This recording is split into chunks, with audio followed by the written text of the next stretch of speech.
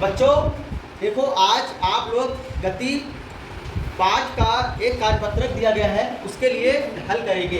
इस कार्यपत्रक में 3 प्रश्न दिए गए हैं, बहुविकल्पी प्रश्न। इन तीनों बहुविकल्पी प्रश्नों को हल करेंगे।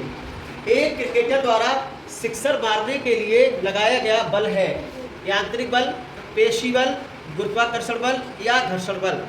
इसका प्रश्न का सही उत्तर है पेशी बल। प्रश्न नंबर 2, बल का एसआई मात्रक क्या है?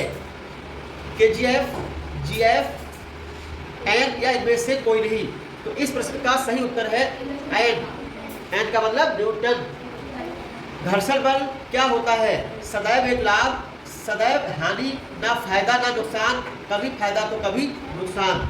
इस प्रश्न का सही उत्तर है कभी फायदा तो कभी नुकसान।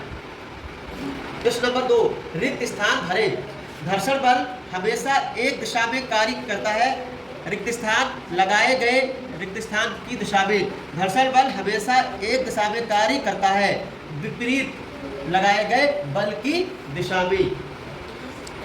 दूसरा प्रश्न है, बल की मात्रा या शक्ति को परिमाण कहा जाता है। तीसरा प्रश्न है, जब एक स्प्रिंग को खींचा जाता है तो बल स्प्रिंग के रिक्त स्थान को बदल देता है।